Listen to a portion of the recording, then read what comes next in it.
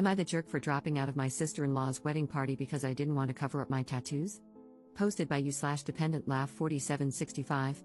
I, 25F, was set to be a bridesmaid for my sister-in-law, 31F, for her upcoming wedding. My sister-in-law can be a control freak and has a tendency to set expectations that are sometimes pretty unrealistic or inconsiderate. As you would imagine, this applied to what she requested of her bridesmaids for her wedding. I know people have differing opinions when it comes to bridesmaids' dresses, but I'm someone who believes that the bride should have the final say since it is her day, especially if the bridesmaids' dresses are being paid for. However, regardless of who is paying, I also think brides should be mindful that if they want everyone to wear the exact same dress, it would be respectful to check if everyone is comfortable with certain styles, especially if there are people in the group who prefer to dress more modestly. In this specific situation, all the bridesmaids had to pay for their dresses, which I obviously didn't mind. Here's the thing, my sister-in-law asked her 3 closest friends first and had already decided on the dress for everyone to wear before she asked me. I had no expectation that she would ask me, so I had no input on what they picked. For context, I dressed pretty modestly, especially at church, and this is a church wedding. The dress they picked out was pushing my personal comfort level. It was a lilac chiffon, one-shoulder, floor-length dress with a slit that goes way above the knee, basically up to where most of my upper thigh would be exposed.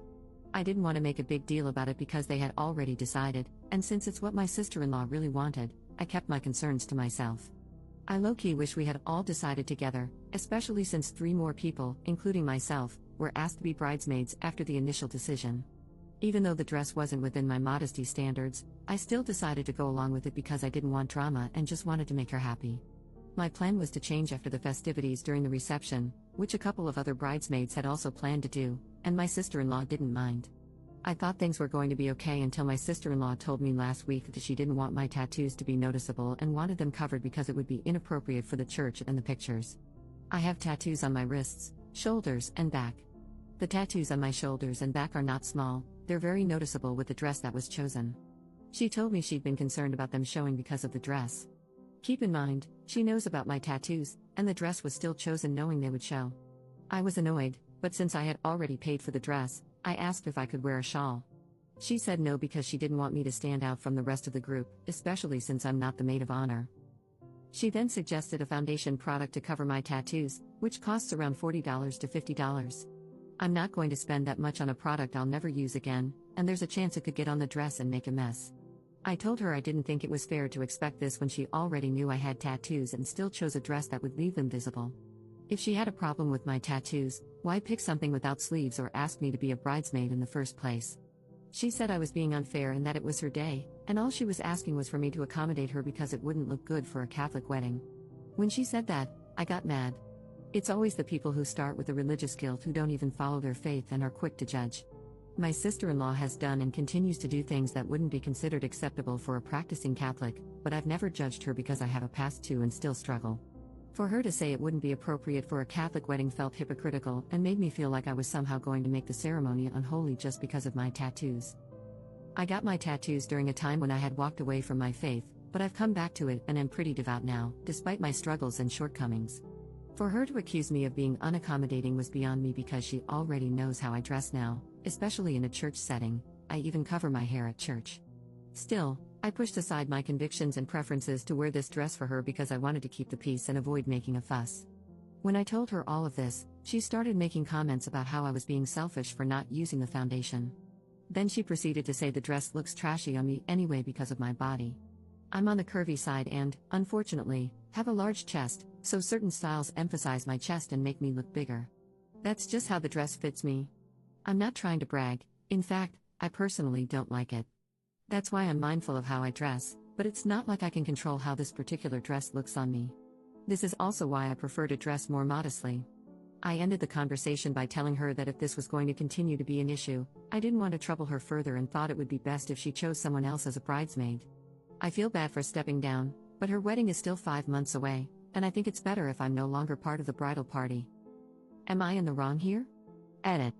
Just to clarify something, in response to some comments that wasn't mentioned in this post earlier, this sister-in-law is my husband's sister. None of my brothers are married.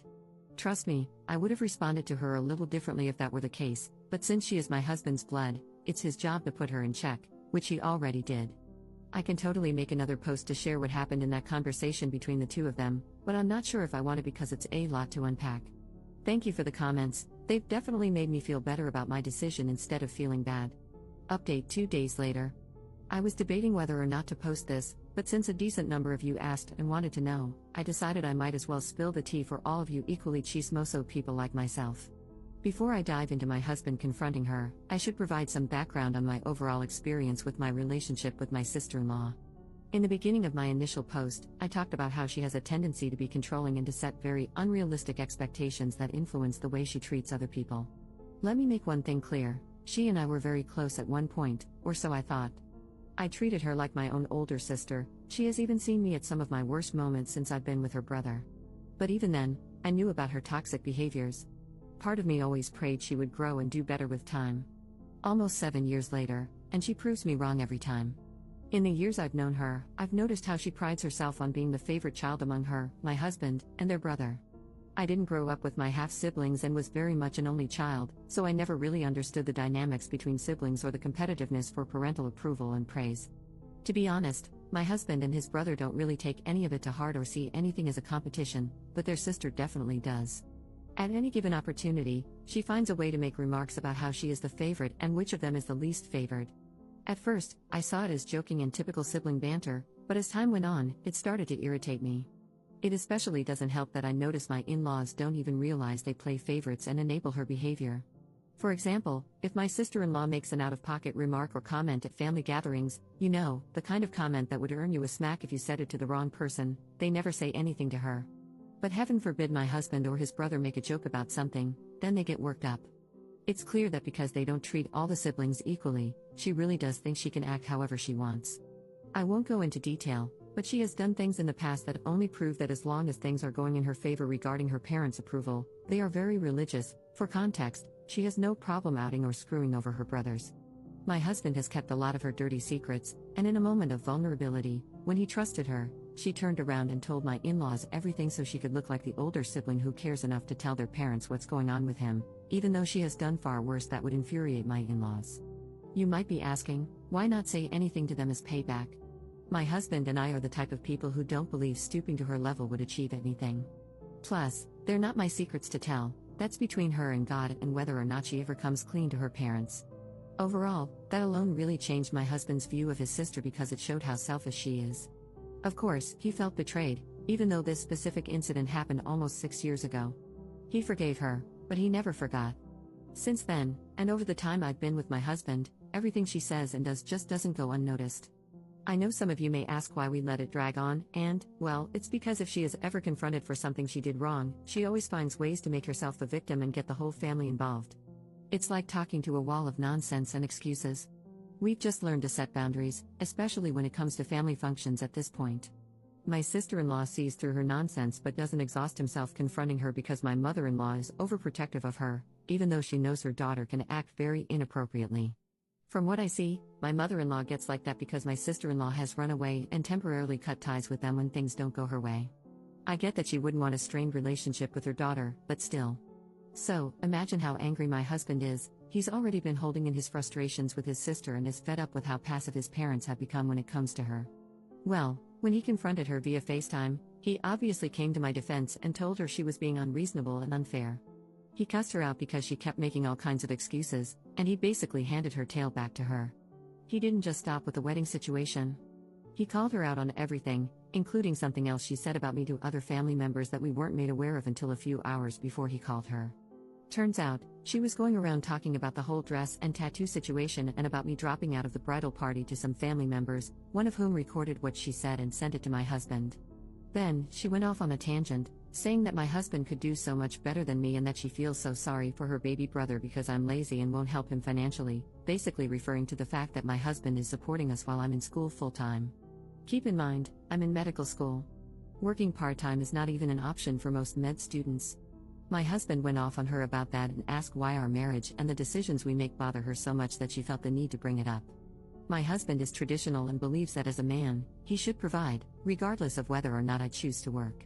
He decided he wanted to support us so I can follow my dream of pursuing medicine, and that bothers her enough to downplay me as a lazy freeloader, even though my career will eventually provide us with more stability. Regardless of how anyone looks at it, I don't know what her issues are, but targeting me just doesn't make any sense. After 30 minutes of yelling and listening to her fake crying and non-apology excuses, my husband told her that since her wedding day is a family event, he'll still participate out of obligation and I will attend as a guest, but she should consider this the last time we will ever be involved in anything concerning her. We're only planning to stay for the wedding mass and leave right after dinner, free food, I don't care. That's all. I know some of you are thinking, why still attend? But my husband is good friends with her fiancé and is a groomsman, so it wouldn't feel right to drop out on him just because my sister-in-law is crazy. However, my husband gave her an ultimatum: if she pulls similar crap again between now and the wedding, we won't go at all. Going forward after the wedding, or if she decides to open her mouth again, my husband has decided we won't contact or see them anymore. This will be easy since they'll be moving to a different state. I'm counting down the days, lol. If there's one thing I want to make clear at the end of this post, it's that I don't wish her any harm, nor do I hate her. I forgive her, however, for my mental and emotional health, I will not maintain a relationship with her of any kind going forward. I genuinely pray she grows, learns from all of this, and makes better choices if she has kids one day. I also hope she reflects on whether this toxicity was worth losing a relationship with her brother.